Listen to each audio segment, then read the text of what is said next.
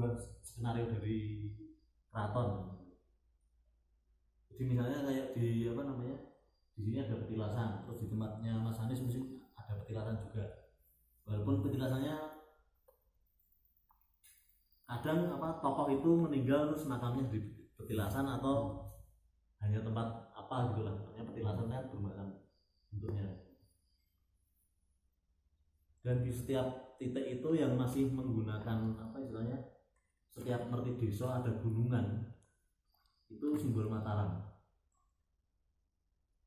bisa dipastikan itu simbol Mataram. Di Beji kan ada petilasannya, kan itu kan mungkin tidak banyak. Nah itu sudah bisa dipastikan itu salah satu apa ya, pemetaan dari keraton. Tujuannya apa, misalnya ada ki siapa di situ, nah apa ya, gunamu siapa? Janib, Mbah Janib. Nah, Mbah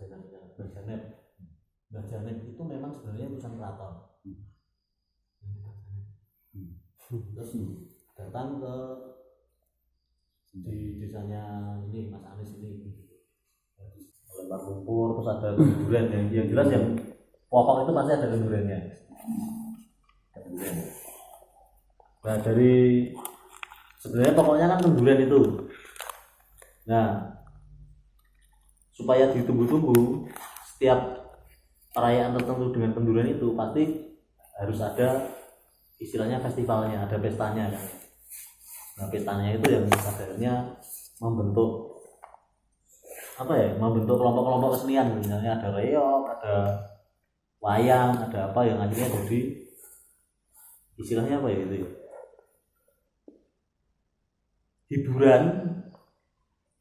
hiburan itu sebenarnya yaitu fungsinya hiburan, tapi inti utamanya ada di kenduren itu. Kenduren itu sebenarnya spirit yang disebarkan dari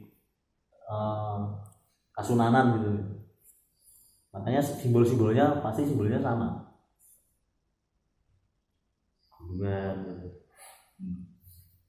Nah kalau dilihat dari sejarah itu sebenarnya kayak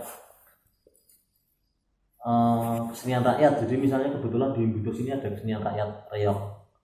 Itu sebenarnya reog itu bukan kewajiban pemerintah sebenarnya.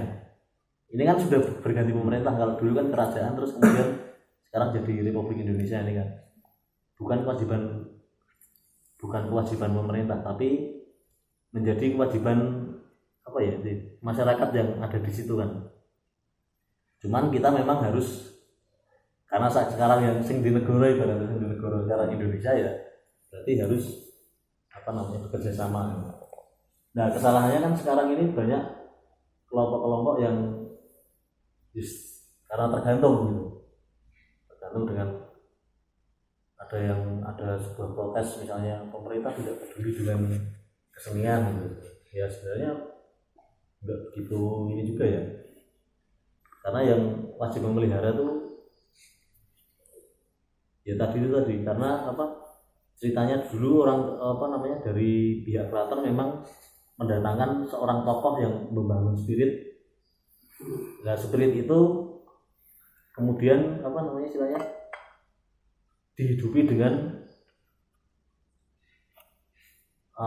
agenda-agenda yang ini ya, ada agenda kenduren dan ada sisi hiburannya, tapi hiburannya pun tetap hiburan yang apa ya, edukasi lah. Begini Sendang. Oke, sendang. Nah kalau kita banyak diskusi seperti ini kan, kayak kemarin kan kebetulan pas waktu garap di Butuh itu kan, wah main garap apa ya kan gitu. Ternyata setelah cari-cari, kok ternyata ada kisah Ki Ageng Tengaran kan gitu kan. Kita kan belum tahu Ki Ageng Tengaran seperti apa. Dengan adanya proses-proses seperti itu kan akhirnya kan jadi setidaknya terpacu untuk mencari tahu kan gitu.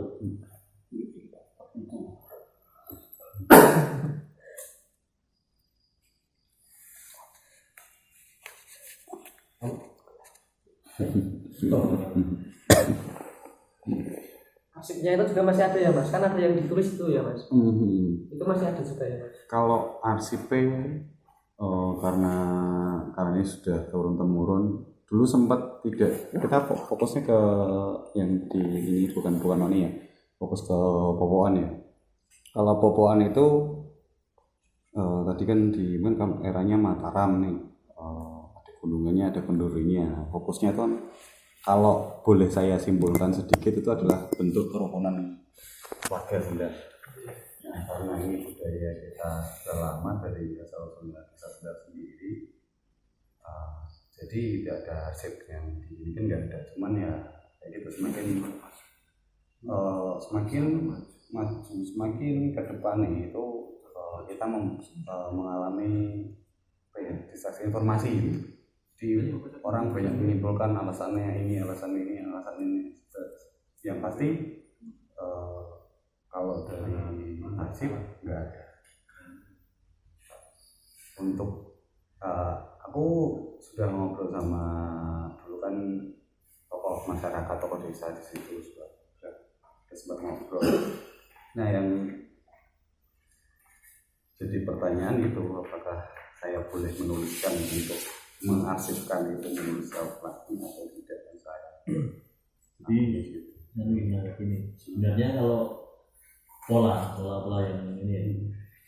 Jadi seperti penyebaran spiritnya kesenian, karena sudah dari pihak keraton sudah memprediksi, hari ini kerajaan tetap akan drop, akan depresi, akan jatuh, dan tentunya akan ada sistem-sistem yang belum tahu. Kalau dulu kesenian sudah diakomodir oleh keraton, terus kemudian beralih ke pemerintahan baru, di mana keraton sudah tidak punya kekuatan politik, hanya spirit yang bisa dipertahankan itu rata-rata memang tidak memiliki arsip, karena hanya kasus-kasus khusus saja yang memiliki arsip.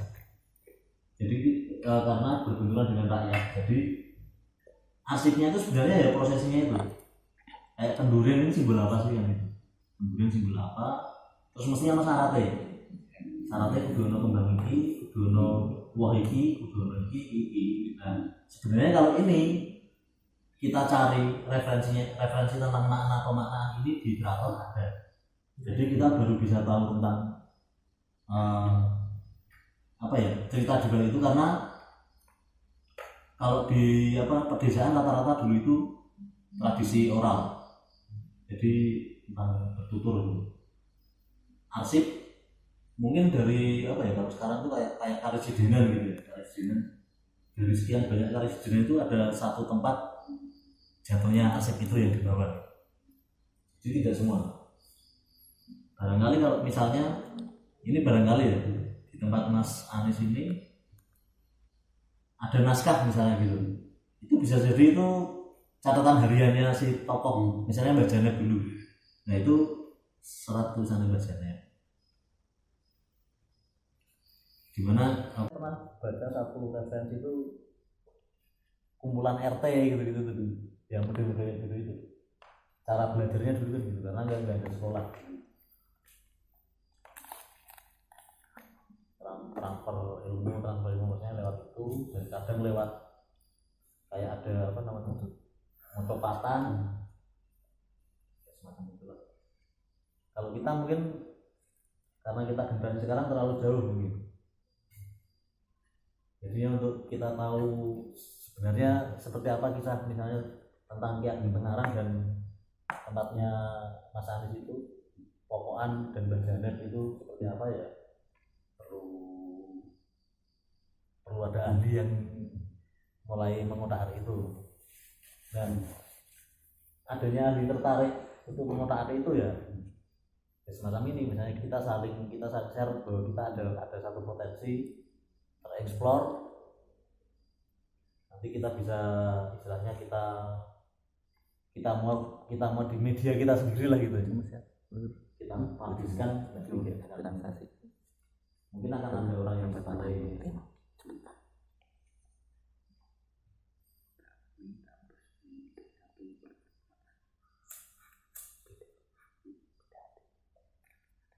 itu sedikit ini kaleng anu mawon.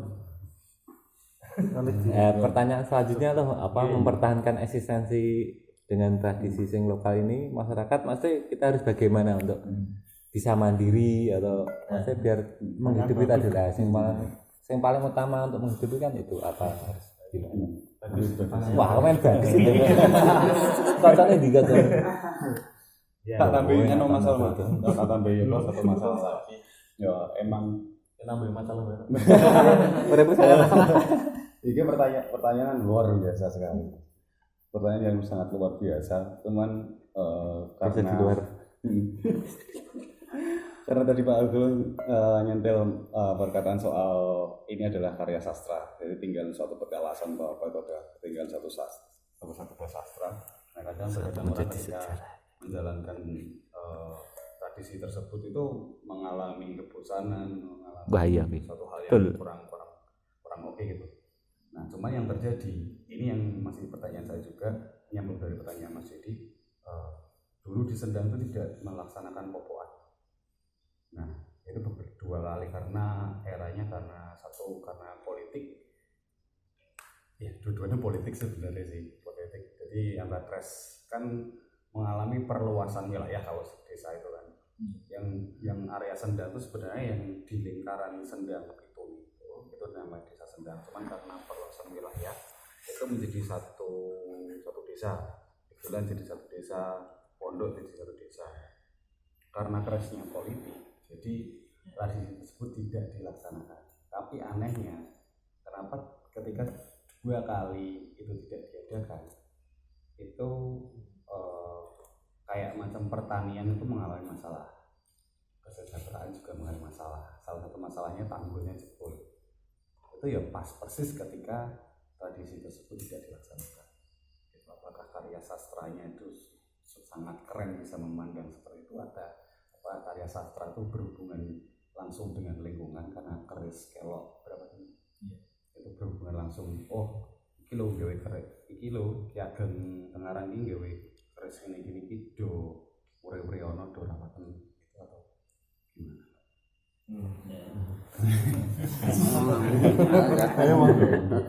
Jadi begini ya.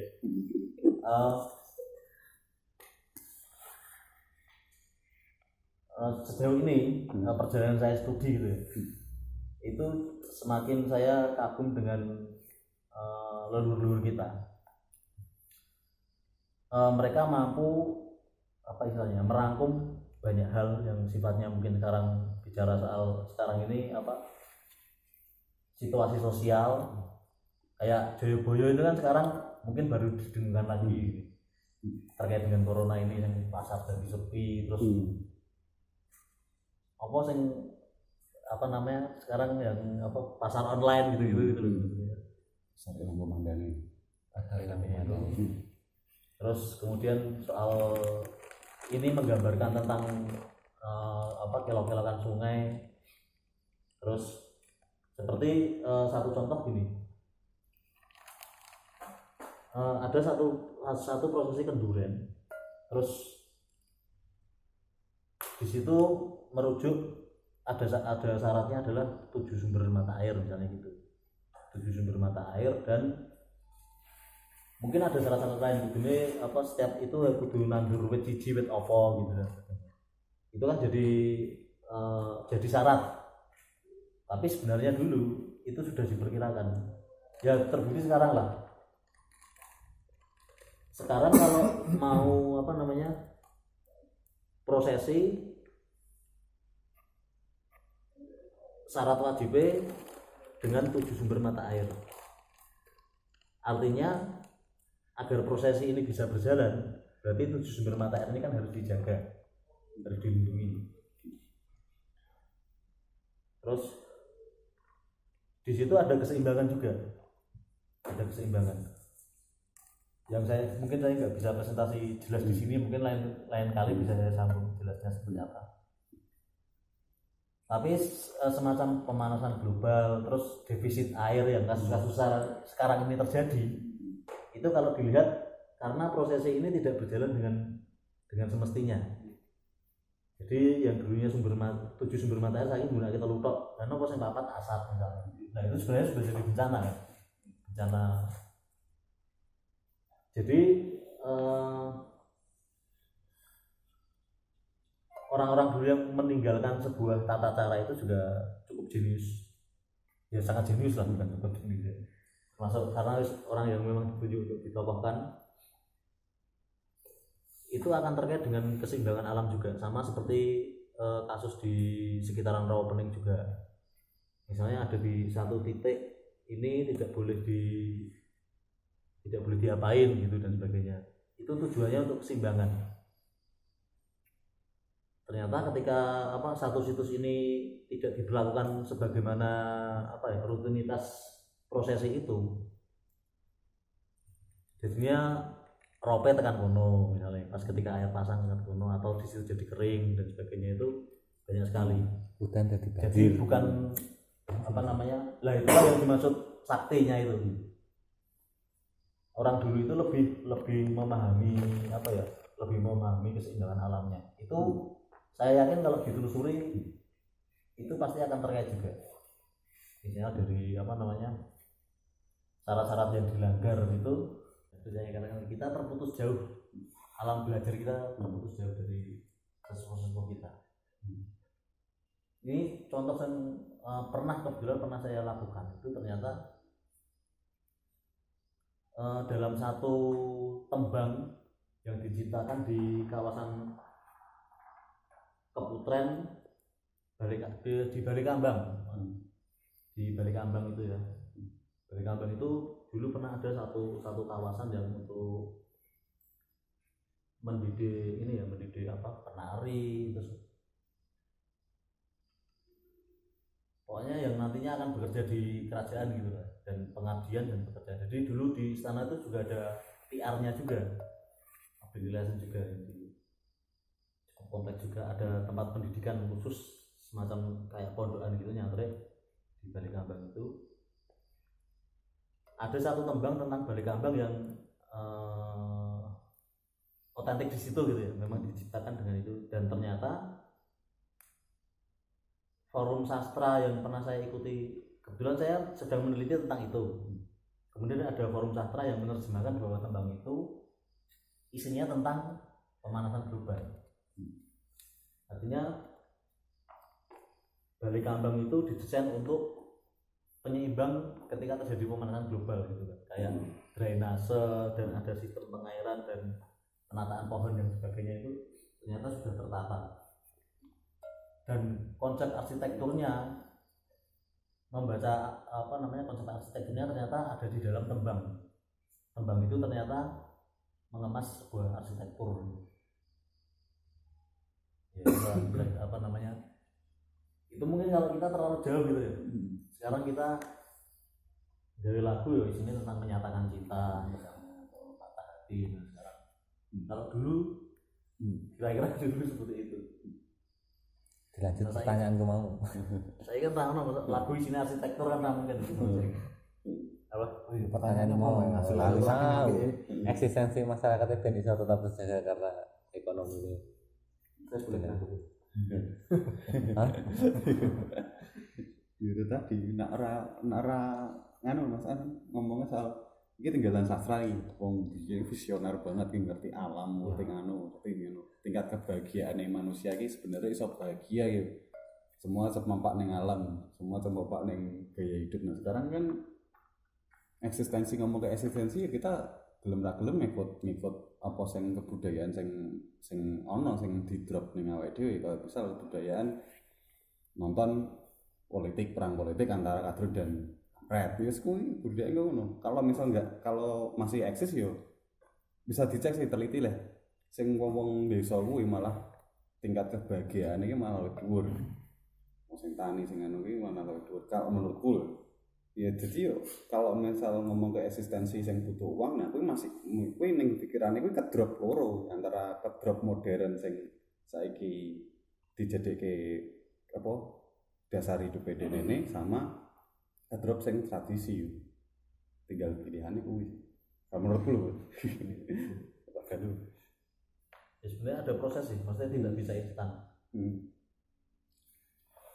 Ya ini cara yang simpel yang pernah kita bicarakan dengan kelompok Reok di Butuh waktu itu. Misalnya ketika kita sudah punya keinginan kuat untuk menjaga satu kelompok kesenian itu gitu. Kelompok kesenian, terus kita membuat sebuah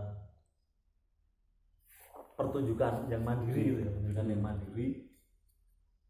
Walaupun awal pasti kan kita kan perlu modal kan itu kan, pertunjukan yang mandiri. Cuma selama ini mungkin manajemennya saja yang masih belum tersentuh. Karena kalau bisa dilihat gini, saat ini gitu ya, saya belum pernah melihat wayangan kok sepi, reokan sepi, belum pernah. Cuman ya, itu kan jelas mendatangkan masa kan itu kan. Jangan ini drum black tetap ramai kok. Cuman, nah ini yang belum tersentuh kan. Nah wis teko wong akeh iki arep ngopo kan gitu. Itu maksudnya.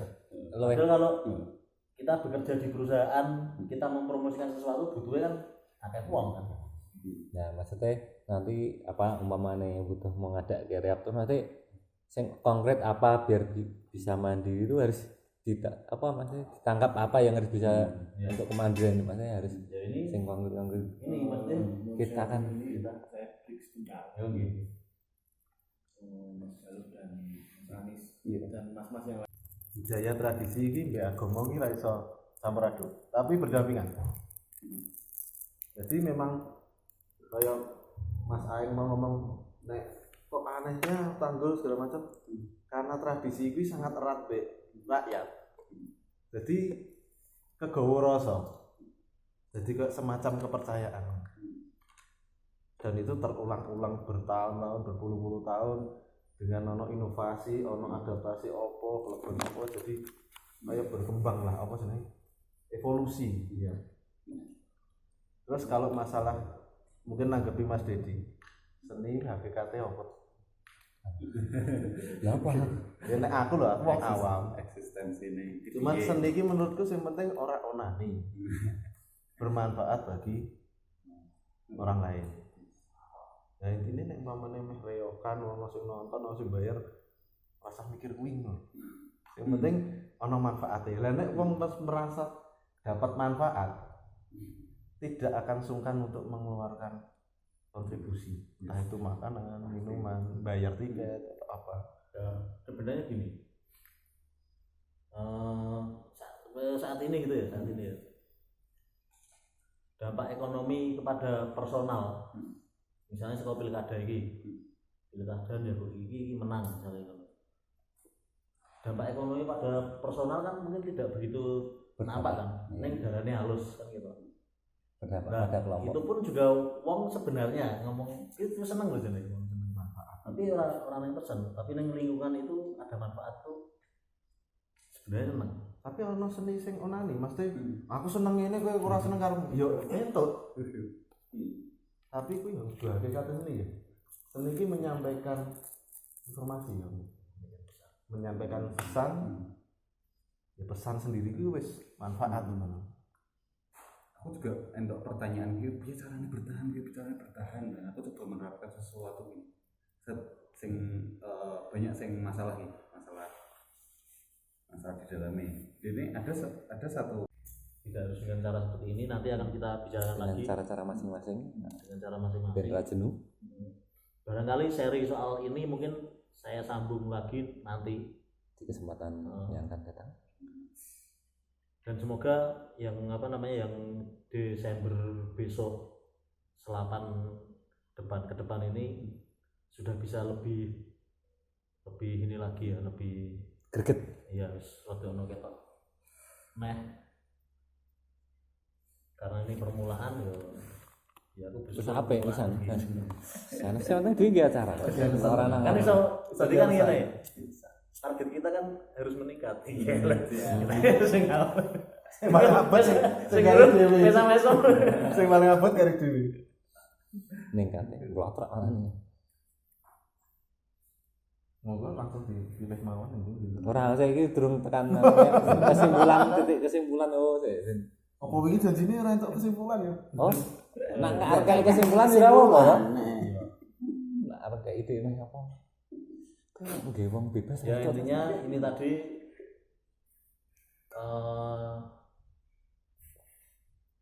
karena tadi apa namanya ya istilahnya idenya ketika ada pelaku kesenian rakyat termasuk Mas Anies pelaku kesenian rakyat ini tadi juga pelaku kesenian rakyat jadi mungkin tadi lebih banyak condong ke situ walaupun tadi di awal sudah saya sudah sedikit menyentuh tentang ada pertunjukan, ada rupa, ada media dan sebagainya itu ya intinya gitu untuk pengawasan semoga ini bisa menjadi sebuah awalan gitu awalan jadi sifatnya lebih global dan ke depan sing enak. Sing khusus sing enak iki. Ke depan kalau bisa gini kalau saya memberikan saran ke berikutnya ke peserta berikutnya Celeng. saran ya gitu. Saran itu kita punya tema yang kita pertahankan maksudnya tema dalam artian Tetap dipertahankan duwe pengalaman judi gaya ini gitu loh saya nanti akan melanjutkan ada seri berikutnya gitu loh kan sesi Galuh 1 mungkin ada sesi Galuh 2 itu masih terkait dengan sesi Galuh 1 gitu jadi ada ketuntasan